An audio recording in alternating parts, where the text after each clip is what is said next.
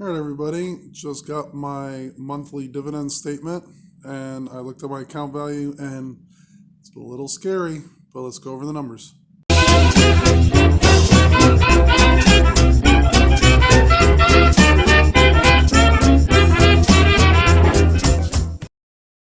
Dividends for February. We ended up with $150.14 in dividends.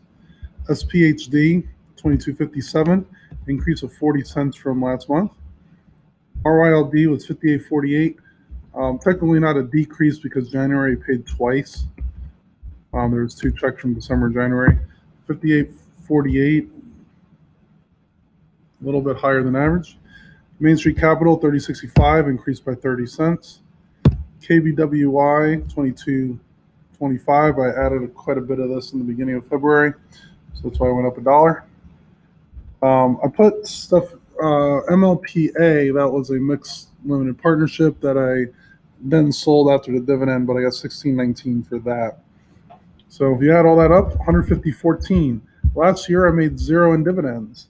The main reason was I had all quarterly payers, but this year these monthly dividends hopefully will give a little boost to some of these other accounts. Some of the investing that I actually purchased this month based on the downturn were NEWT, retail business. Last 5 days or so was pretty dramatic hits here. It was actually at $21 a week ago, and now it's at $18.79. They did declare the same dividend, 4-cent increase in the dividend compared to last year, same quarter. But just with everyone's downturn, there's been dramatic differences. So 18.79 to 21 about. Divide by 18. Looking at a 13% drop in just this company. Now, what's unique about it is the yield is very high right now. It was 10% dividend yield, and now it's at 11.5%. It will pay $2.19 a year, and you have a share price of $18.79. So looking at the 1 month, you see a pretty big drop. 6 months, again, pretty much at its low. 1 year, reverted back to what it was in March of last year. So all these year of gains, we're paying dividends, pretty high rate, again, 10, 11%, but we're back in share price is what we started with. I'm going to be adding more of this account in the next few months or so, as I was planning on doing, because I like the dividend yields, and I think that they're a good company. With this virus spreading, it's hard to know what their earnings will look like. Main Street Capital is another one that I invested a lot in. If you look at the last week, pretty dramatic drop right here from 39 to 36. 39 to 36. That is an 8% drop in a day. Really big drop seeing in this company as well, mostly based on the virus scare. Here's a 1 month view. I bought quite a bit at about 42. That's where my main account was, and now it's all the way down to 38. It's been seeing a little uptick. The absolute low is 35 right now.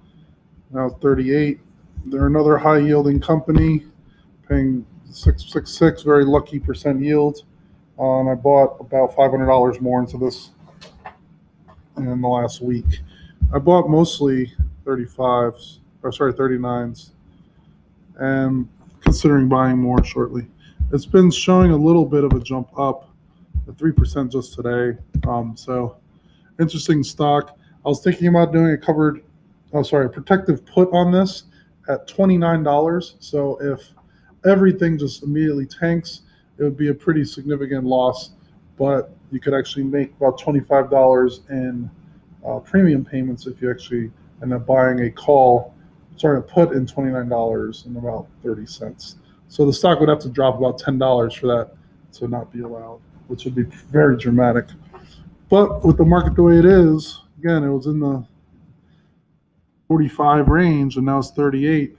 Big drops might make a big long-term opportunity. It might or might not. It's hard to know how much lower we're going to get. once the virus eventually subsides, and hopefully it does, rather sooner rather than later, there could be some buying opportunities.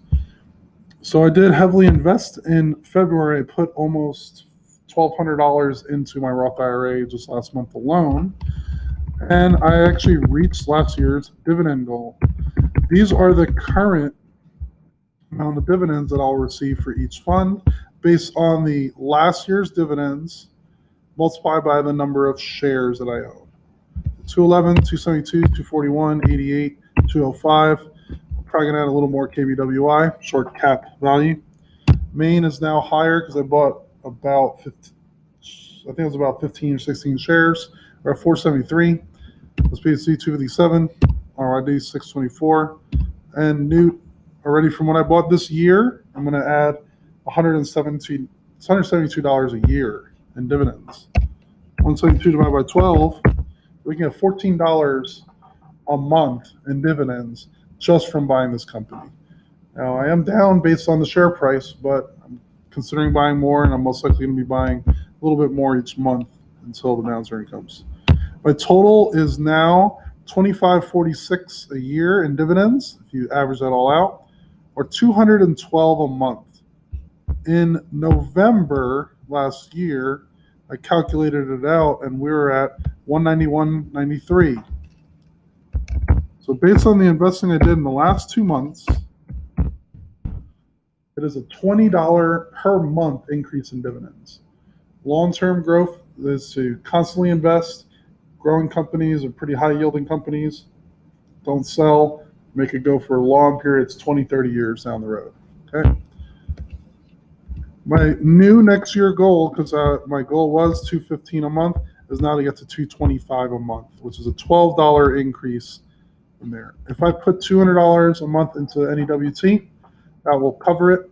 You can also put $300 a month into VEA, which is International Large Cap.